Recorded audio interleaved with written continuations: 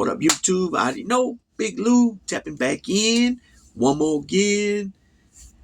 With what it do with Big Lou and MCR2. Baby, baby. Bye. So, as you could tell from the thumbnail, well, as I'm recording this, I'm not sure what thumbnail I'm going to use yet. I got like 3 different ones, and I'm going to pick which one fits in there the best. So it's either going to be, the reason I say that, because it's either going to be the title of the article, or the title of the article is one option. The second option is the title of the article and the head of Shakur Stevenson, or it's going to be like a side-by-side image of Lomachenko and Shakur Stevenson.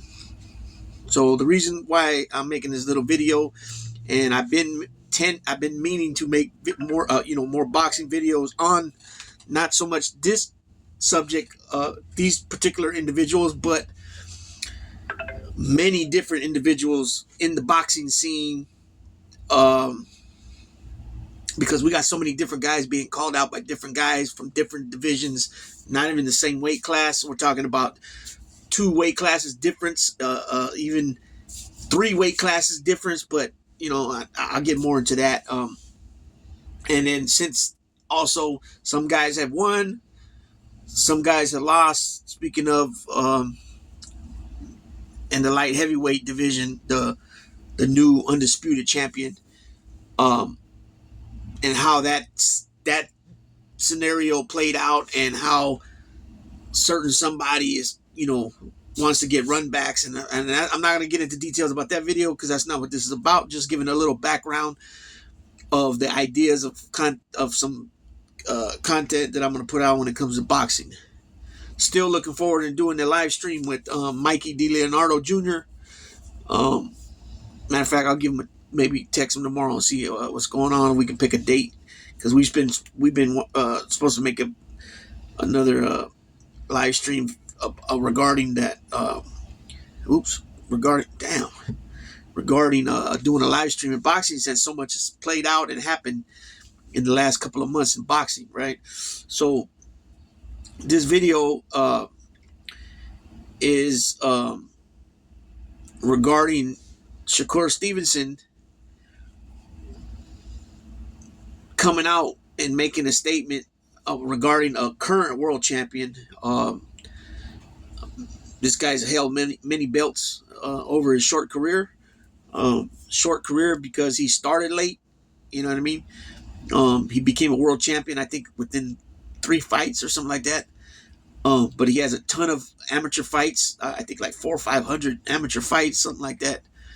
And that is Lomachenko. So you got, Lomachenko.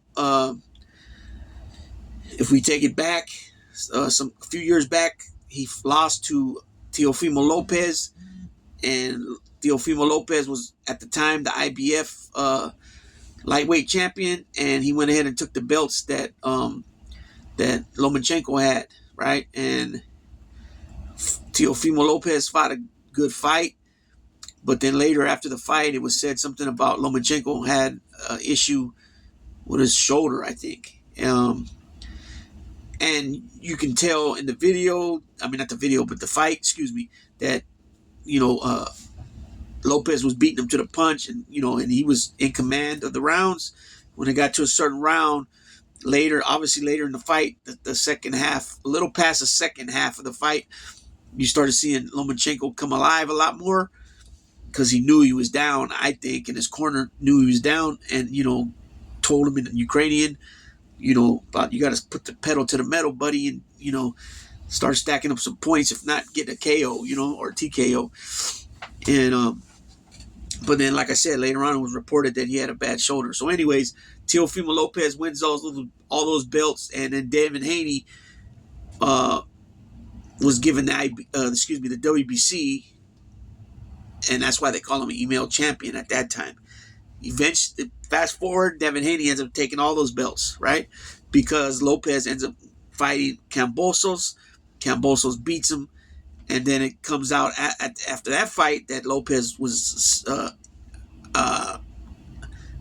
I don't remember if he was injured, but he got definitely sick afterwards, and he was hospitalized. Where I mean, it was pretty severe, right? And then Kambosos loses to Devin Haney in Australia, his home turf. Devin Haney gives him a rematch on his home turf again in Australia, and he wins again. Then Lomachenko fights Devin Haney. Devin Haney wins in the split, I think it was a split decision win, which I had Haney winning. I don't think, I mean, in a few rounds it could have went either way, but I had Haney winning 7-5. I watched it 3 times. I had him 7-5. And then what happens is Lomachenko ends up picking up the IBF junior welterweight title he has now, right? Yeah, junior welterweight, I believe. Or he might have the lightweight at IBF lightweight title. I'll tell you right now when I read this. So anyways, you got Shakur Stevenson supposedly, no, not supposedly, but was going after Tank Davis in comments and on social media, and Lomachenko. Now, Bob Arum, president and CEO of Top Rank, was saying that basically he guaranteed that Lomachenko was going to fight Tank Davis. Well, you fast forward a little bit of time, not a whole lot of time, but a little bit of time, and Lomachenko backs out of it, loss of interest, something like that. Now, I don't know how he would lose interest because time's ticking for him. He's 36 years old already. But then again, because at one point in time, he was involved with the war in Ukraine, right? Along with the Klitschko brothers. I think Usyk was all up over there. You know what I mean? So they were involved with helping their country. So I don't know if something was going on, and that's what sidetracked him from, continue to push for the fight against Tank Davis. I'm not sure about that. But now Stevenson is going public talking about he lost all respect for him, Lomachenko, and he should retire. Lomachenko's, like I said, is a current champion, world champion. So let me break this. Let me read this little thing here. So this is from secondsout.com. Shakur Stevenson urges current world champion to retire immediately. I've lost respect for him. So at 27 years old, Stevenson has plenty ahead of him in the sport of boxing. The 3-weight world champion is, by CompuBox numbers, one of the least hittable fighters in the game. I don't dispute that. That defensive mastery that embodies the hit and don't get hit mantra, that mantra has led him to 22 wins, 0 losses. Highlights including Jamel Herring, Oscar Valdez, and Robinson Consakayo. Stevenson currently holds the WBC title in the lightweight ranks. Okay, so Lomachenko is the IBF lightweight champ. He picked up the vacant belt with a win over Edwin De Los Santos and has made one successful defense against Artem Harut Yunyan. Okay, that fight against Edwin De Los Santos, that was a terrible outing for Stevenson. It looked like De Los Santos has a little power there, and it looked like Stevenson was scared to death to get hit. Currently sidelined with a hand injury, Stevenson is determined to return to the ring in February 2025 to face number 1 contender William Cepeda. Should he win, he has his sights firmly set on unification bouts. Okay, so unification means he's a champ. He wants to go grab other belts. So when 2 champs fight each other, the winner takes all. Those are unification bouts, for those that don't know. Okay, he has already been vocal about 2 of his fellow champions avoiding a fight with him, namely Gervonta Davis and Vasily Lomachenko. Okay, let's see. While the Tank Davis fight look, oh shit. While the Tank Davis fight looks likely to happen at some point, Stevenson is holding out no hope to face Ukraine's Lomachenko. The 36-year-old picked up the vacant IBF belt earlier this year when he defeated George Kambosos Jr. He entered into talks with Davis, but then pulled out due to lack of motivation. His promoter, Bob Arum, at first assured fans that he was not retired, before more recently admitting that it could be a possibility. Stevenson took to social media this week to call for his fellow champion to hang up the gloves, believing that he is no longer interested in making top fights.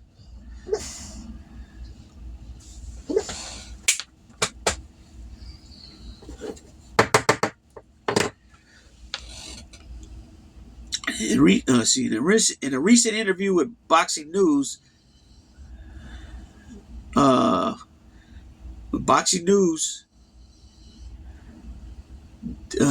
doubled down on his opinion.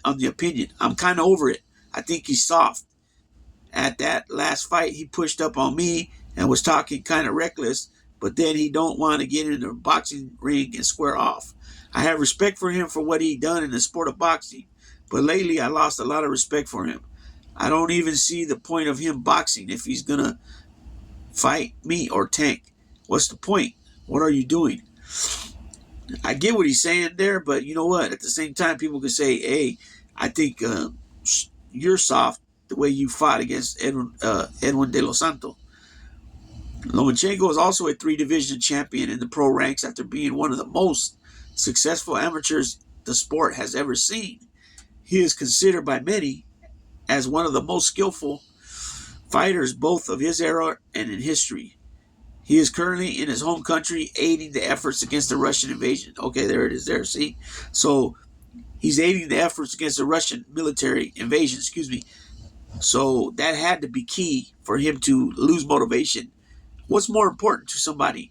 Their country and their liberty and possibility of Russia going full force in their invasion of Ukraine, or a belt and some money, and apparently, like most people would think, and but definitely do, that you're going to defend their country, right, the best of their ability. So I heard something the other day that was kind of somewhat interesting, but now earlier I did a video on Dutch Mantel about him and his wife getting sick, and his daughter started a GoFundMe, and Dave Meltzer was talking shit, right? And I bring that up again because I heard Dutch Mantel say the other day, because they do, they're the channel he does, story time with Dutch and Ask Dutch Anything. They go over the news in wrestling, if that's about the promotion in its totality, the owner of the promotion. When I say promotion, I mean WWE. NXT is under WWE, SmackDown and Raw, or AEW, Tony Khan and the shows they got. They got what? Rampage, Invasion. I don't know what they call them. Rampage, Dynamite, and there's another one. And then he talks about his time in TNA, and they talk about Ring of Honor a little bit. So, anyways, I bring that up because now WWE was bought by I can't remember the name of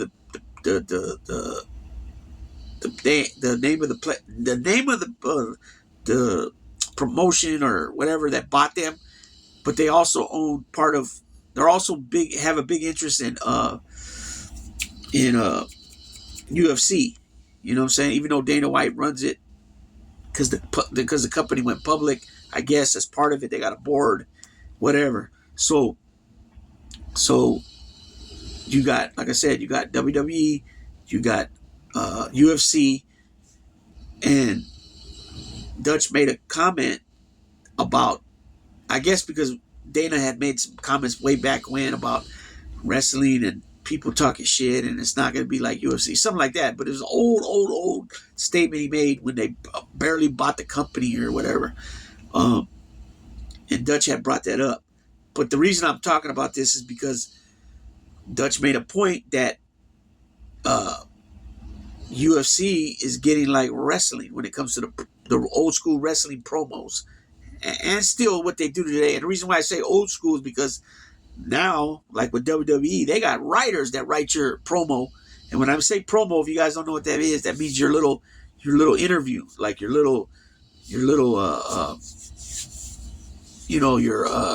when you're talking to the announcers, or the color commentator or the commentator or whoever's doing the little interview, you know, Mean Gene Oakland used to do it a long time ago, right? Jesse the Body, like Roddy Piper, when you used to go to the Piper's Pit or Jake Snake, the Snake Pit, they would have the mic, and then whatever wrestler they called out, they're talking about what they're going to do to their opponent at the next whatever it is, WrestleMania, Survivor Series, and what building it's going to be at, what date, what state, all that. That's considered a promo. So when you got Hulk Hogan out there, hey brother, Macho Man, oh yeah, that's the promo when they're talking about Ricky Steamboat. I'm gonna tear you up in WrestleMania 3. Oh yeah, step into it. Catch my drift? That's a promo, right? Okay, so basically what Dutch was saying was that the UFC fighters, when they're interviewed after the fight, before the fight, leading up to the fight, because they do press conferences too, right? Pre and post fight night, okay? And the way they talk that shit, it was like pro wrestling. That's what Dutch said, and it is, right? It is. Same thing with boxing. It gets out of control sometimes with all the shit that's being talked and slung around, right? And so I'm saying that because, like I said, WWE, like back in the day, the wrestlers would just come off their own self. And then sometimes they'd have to put a manager with wrestlers because they weren't good at talking. They didn't come off with a powerful interview or promo like a superstar Billy Graham or Ric Flair, Dusty Rhodes. You know what I mean? These guys could talk and wrestle, right? And that's what would get them over. So they would put them with a manager that would have to talk for him. Like Brock Lesnar, for example, a lot of people say he has no personality, right? So they put Paul Heyman with him. Paul Heyman is a genius at what he does, and he would talk for him, basically, right? Same thing with different people with, Mouth of the South, Jimmy Hart, Bobby Heenan, Freddie Blassie, classy Freddie Blassie, Mr. Fuji, Lou Albano, The Wizard, Downtown Bruno, which was later Harvey Wimpleman or some shit, Percy Pringle, who was later Paul Bearer.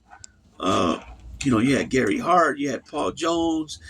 You had a lot of different managers over the years. Jimmy Cornette, and they would speak for their guys because they weren't really talkers.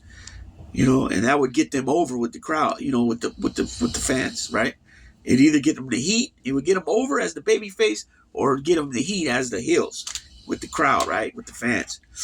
So that's what UFC has become, and boxing as well. It's just nonstop shit talking when anytime they're spoken to about their opponents, right? So Shakur Stevens says that he has no respect for him, and we're seeing it more and more where there's a lot of not always personally attacking like viciously, even though sometimes people bring their wives into their kids, they say outrageous shit.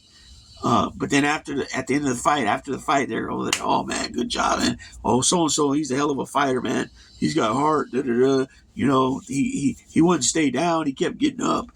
He got the whatever. And so we're seeing this way. I mean, it's been within boxing for years, right?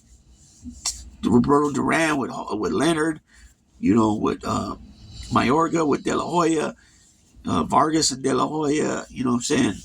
I wouldn't say Vargas and De La Hoya, from what I can remember, they didn't really get real personal, like family personal. They got personal with each other. I think it was more Vargas though on that one. But we see this. Mike Tyson with Lennox Lewis and different things like that. As far as being spoken to, or being spoken about towards, and then dragging, you know, personal people into it. But you know, the problem is, well, it's not so much the problem, but what I think is, well, yeah, so much of the problem. You got you know, guys that are challenging other fighters that are way up, you know, way high, you know, not even the same division, even if it's just one division, right? Say 140 to 147, or 140 to 154, right? Or, you know, it's like these divisions, 140, 135, 140, they're stacked. There's a bunch of cats in there, those divisions, that they can fight each other, that hasn't fought each other, right? So, and big money fights, right? So I just don't get these dudes calling each other out all the time, you know, with the big difference in weight and just talking shit, because they're hoping that, you know, I mean, a lot of it's got to be because there's no way in heck they're gonna. And there's some guys that are being called out by a couple different fighters, or one guy's being called out by a fighter, and that same guy's being called out by a guy from a lower division. That same guy's calling out somebody from a higher division, heavier division. You know, and it's like, come on, man, you guys got guys you can fight right there in your own division who are undisputed, or very close, not undisputed, undefeated, or real close to being undefeated, like maybe one loss. And you guys can get busy for a ton of money, and also unify unification bouts. So I don't know. Me personally, I don't dig all that. You know, just going after guys for clout and for, you know, I don't really want to say clicks. You know, clickbaiting, or for not some clickbaiting and for views, because these guys don't have YouTube channels, or you know, they got Instagram, you know, Facebook, but they got the following, right? So it ain't for that. I mean, you know, not really. I mean, it's to but it is to be considered relevant or not. You know what I'm saying? So I don't know. I don't get the concept, or what's the you know, what's the real deal behind why they're doing that. You know, off the top of my head right now, I can only think of, and this is off the top of my head, so that doesn't mean this is gospel, this is the only truth. But off the top of my head, I can only think of two fighters as of right now that moved up more than one division to fight somebody and were successful. And those fighters are Shane Mosley going up to fight De La Hoya at welterweight, I believe it was. So he went up from 135 to 147 and was successful. And then rematch was successful again. And then Roberto Duran, who went up to he fought Davey Moore at 154, and then Iran Barkley at 160, right? And he knocked out Davey Moore, I believe, and Iran Barkley, he dropped him, and I think he won a decision. I don't think he knocked out Iran Barkley, but he rocked him. You know, and you're talking about a guy who's considered the greatest lightweight fighters of all time. 135 pounds, right? He might have even started at 130, junior lightweight. Yeah, but he's considered the greatest. And then now you talk about add 30 pounds, 25 pounds on top of that, and then winning that a title there. That was a big accomplishment by Duran. You know what I'm saying? Plus, he was a lot older in his career already by that time. You know what I mean? And Iran Barkley was considered a young stud, up and coming fighter. You know what I'm saying? Even though he was champ already. You know. So at the top of my head, those are the ones I can think of right now. I know there's probably a couple more for sure. I just can't think of them off the top of my head. And I said that to say this, that obviously there's only you can count on your hands. Even if you could count 9 or 10 with using both your hands, that's still small compared to all the fighters that fought. So it's still a low percentage of something that's happened, you know. So meaning that that's not just something that happens every day, you know what I'm saying? So I don't know, just a little breakdown of video. I wanted to speak about this this article that I read about Stevenson. People give me a little input of what you guys think about that. Do you guys enjoy this shit talking? Uh, do you enjoy when somebody comes out saying that, oh, I'm gonna retire him and I'm gonna knock him out, or I lost all respect for him and the dude's still a current world champion, or tactics and things of that nature that some fighters use, uh, and things of that nature. So with that being said, Big Lou tapping out.